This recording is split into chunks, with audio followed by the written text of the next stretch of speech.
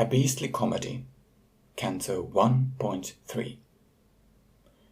We slit inside the broadening esophagus of stone, the curving stomach cavernous by watercourses split, the riverside mucedinous, the dust-resembling bone. Divided on the banks between the brooks the bodies sit, with faces rotting, shredded lips too decomposed to speak. And when my guide produced the light, the eyes appeared unlit, like stars imploded into holes, containing visions bleak. What judges have denounced the dead, reposed beneath the vault, condemned the crowds to live apart, insensible and weak? Do ethics or distorted views define where lies the fault? Did they defy the common law or edicts of the king, transgress against a deity, and innocence assault? Remembering the laughter lost, they feel the moral sting, expulsed for being injured, too temperate to weep, or choosing their seclusion where the seething sorrows sing, exhausted, never finding sleep, with memories they keep. Dissected in a marriage like cadavers they are blind, and yet expect to hear the spouse across the river deep, a ballad of the sapling years, when disbelief was kind. If in affection all is fair, emotions we must fear, as partners losing courage are resented and maligned. They learned the dances of divorce, emotionless, severe, and hunting for sarcastic tones in whispers heard a taunt. The hopes abandoned in their youth in fantasies appear, the remnants of vitality unhallowed bodies haunt. The sunken eyes glaucomatose, these reveries reflect, the inward gaze devoid of light, the faces grey and gaunt. When silence is impersonal, respect becomes neglect. These maggot-ridden valentines, who rarely used to fight, now gurgle with larynges slit, attempting to connect. Detachment in relationships, the partners disunite, congested, choking on their spit, romantic vows unsaid, yet roots are deeper in the spit, where flows the viscous spite. But do not fear the humus bed, so quickly shake your head, though putrid are parotid glands, saliva they secrete, and hope is wheezing in their throats, delusions never dead. We step towards a wounded man with gashes on his feet, the ferric fumes arising where the victim groaning bled, the plasma undepleted in continuous defeat. Beside the sanguine waters of derision I was led, self-righteousness upon my path, yet sympathy remained, observing our similitude, mortality with dread.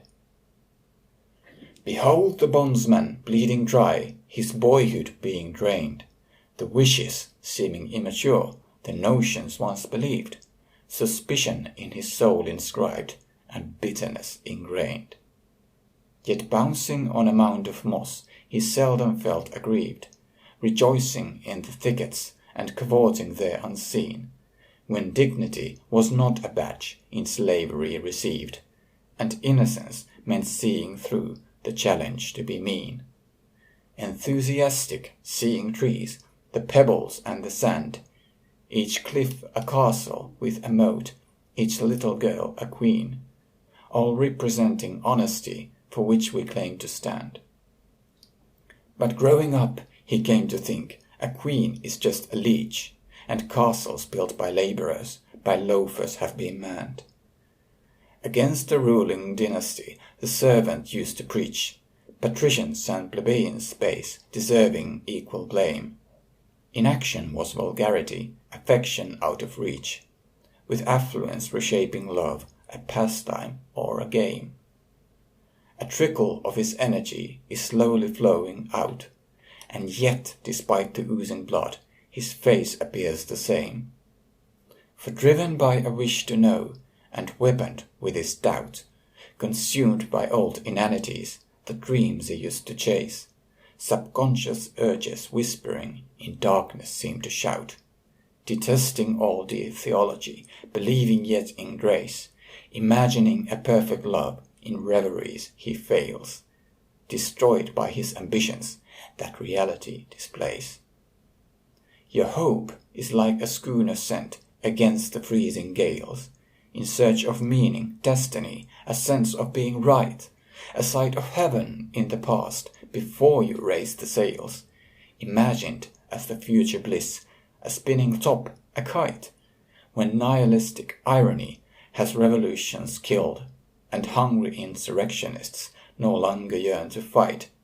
There is no need for pamphlets or the prophecies fulfilled, returning to simplicity, a dream of touches kind, or youthful pleasures watching ants a needle temple build.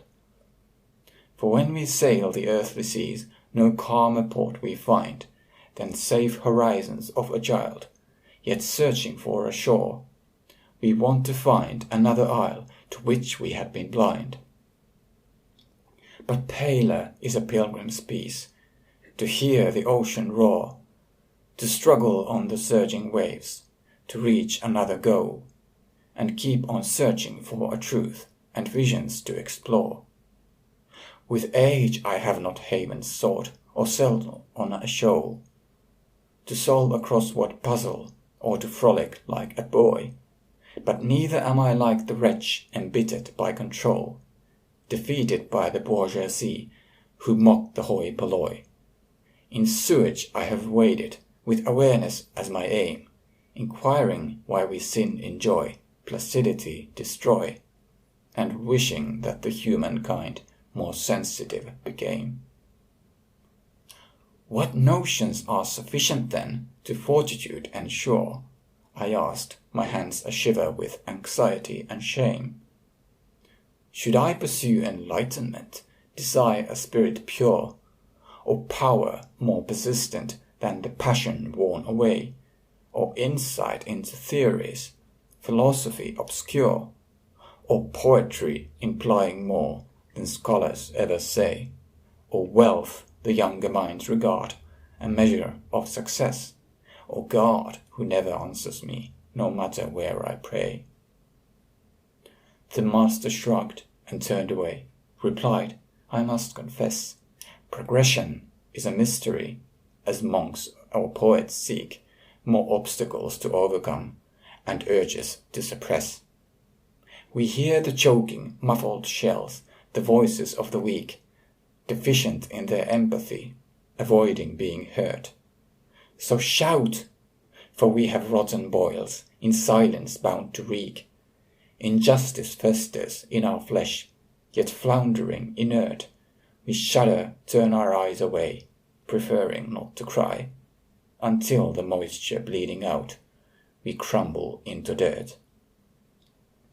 Do idle words of irony intelligence imply, or bury insecurity in arrogance displayed? Laconic clauses as a way our duties to deny. When lips are sealed, abuse concealed, the future is betrayed. But he who once had spoken out against the crimes abhorred was vanquished by the lack of change and bleeds alone, afraid, since indignation greater than compassion was ignored. To rise against a tyrant, yet humane in battle stay, is harder than to laugh at God, respected and adored.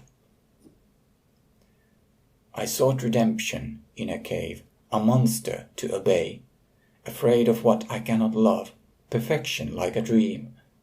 Thus like believers, heaven chase, yet fear the final day. I wish to see the twilight twirl and hear the shadows scream, but trembling at the sight of bones as corpses turn to dust, I faltered to perceive my fate and knelt before the stream. The river rushing louder rose beneath my rocky crust, a flooding feeling turbulent I could not swim across, but fumbling as the poet smiled, I summoned up the trust. In wetlands I had comfort found, my fingers in the moss, the berries sour upon my tongue, while trudging through the peat. A splosh, a breath towards my death, I feared no other loss. On marshy mounds I rested like the bondsman in defeat, exhausted of emotions, but pretending, being young, the cost is not eternal when I live in self-deceit. Already I have perished in the threnodies unsung. Refusing to express my grief, dismay is not controlled. The lively and the numb alike are by the reaper's stung. With change becoming permanent, I struggle growing old. These moments have been truly lost, though longing may return. So feel these hands, my fiery friend, for I am getting cold. Instructed by the pious bard, I was prepared to burn. Admit to having wasted time in torpor and disdain, while closer comes the final rest, the coffin or the urn. As though an asset in decline its value should regain, we all believe or dread or hope, as long as there is time, that surfaces are altered, but the essences remain. And so I walked, despite the doubt, upon a trail of slime, because I could not understand how much I had to lose, the social straps of sanity and grace undone by crime, or by the need to felons fight, offenders to accuse.